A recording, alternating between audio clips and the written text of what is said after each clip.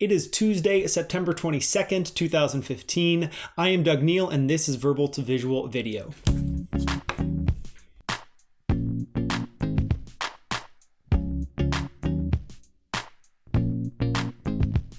A few days ago, I talked about the idea of using your intent as a filter as you prepare and then engage in a visual note-taking session. Today's video is a follow-up to that one, where we look at what happens after you've taken sketch notes and how you can critique and evaluate your sketch notes in a useful way. Let's get into it.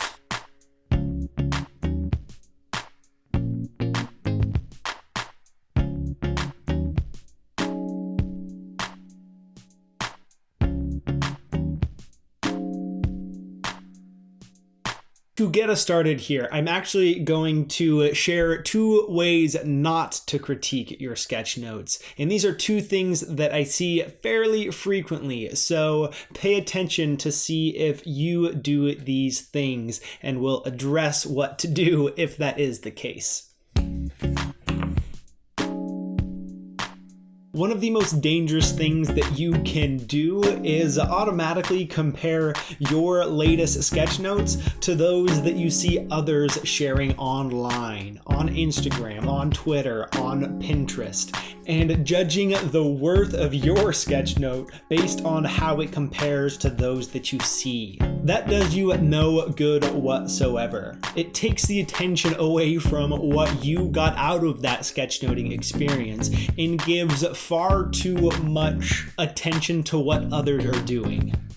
What you need to keep in mind when you see sketch notes posted, even the ones that you like, the ones that you want to learn from, to pull techniques and elements of style from, you have to understand that there is a whole backstory to anything you see there posted online. There is so much that you don't know about that. Both the person that created it, you have no idea what that person's background is, how long they've been drawing, how long they've been sketchnoting, how long they've been taking photos and sharing things online. There is also so much that you don't know about the sketch note itself, what the process was behind the creation of it, whether it came out like this in a first draft, pen only, or maybe it's the second iteration, or maybe the person started in pencil and then went through with pen afterwards. There is so much about the process behind the creation of that thing that you're admiring. And to compare your work to that thing without that knowledge won't do you much good. Our second and related way not to critique your sketch notes is based on looks alone, which might be a little unintuitive. Let's dig into it.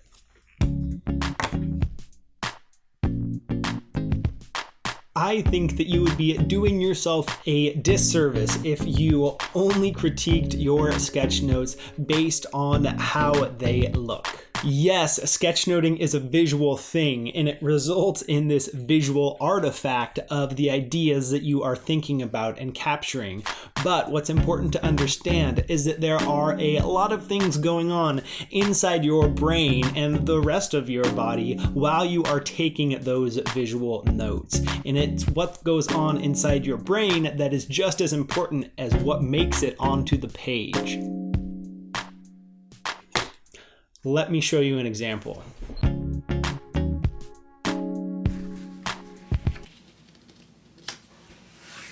This is neither a well-drawn sketch nor well-written words. And if we were to judge this based on how it looks alone, then we probably wouldn't get much out of it. But there is a fairly long and intense backstory to this one little note card sketch that really only I understand the full complexity of. And it is that backstory that corresponds to the creation of this visual artifact that makes it a powerful thing. This card holds a ton of meaning for me because of the ideas and the experience behind it. And that is what we will transition to now as we talk about useful ways to critique your sketch notes.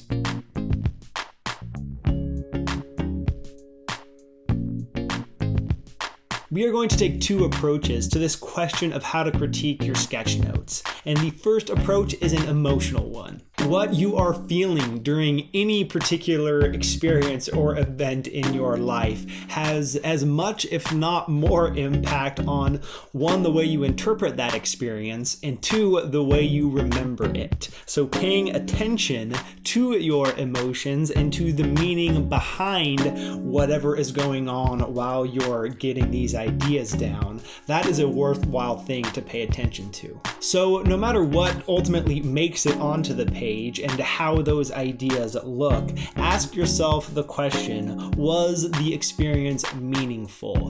And did the act of taking sketch notes, the simple attempt and the interaction that occurred, did that add a layer of meaning to the experience that wouldn't have been there otherwise? The second angle that we're going to take on this question of how to critique your sketch notes is more of an intellectual one. Think about why you are taking these sketch notes, the purpose behind them.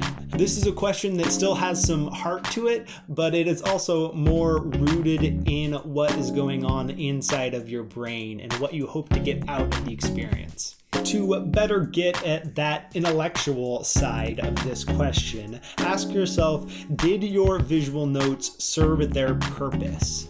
And that's when we get back to the same question that was the foundation for the video on using your intent as a filter. Because to set up that filter in the first place, you have to ask yourself, why are you taking these notes and what happens next? We are now at that next stage, and you will have a better idea with your sketch notes in front of you if those notes will help you take whatever follow-up action comes next. If they did serve their purpose, then you are in great shape.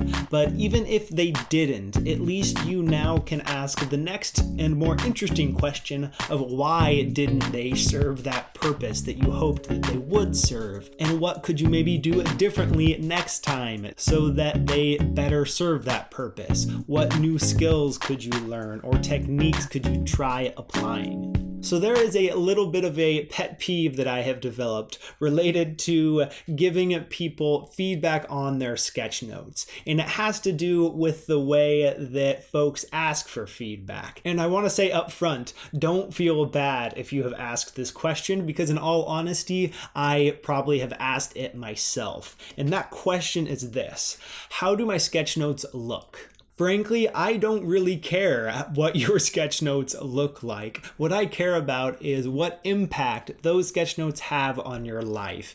And without a deeper conversation about the context behind those sketch notes, your process, what you hope to get out of them, there's not really a useful way for me to respond to that question. So with that, I encourage you to move away from thinking about what your sketch notes look like and move away from comparing your sketch notes to the other ones that you see online, and instead moving towards these two questions. Was the experience of sketchnoting, of taking visual notes, meaningful?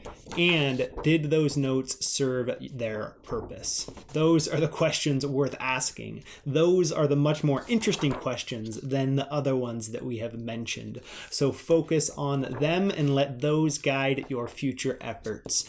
Thank you for watching, and I'll see you tomorrow.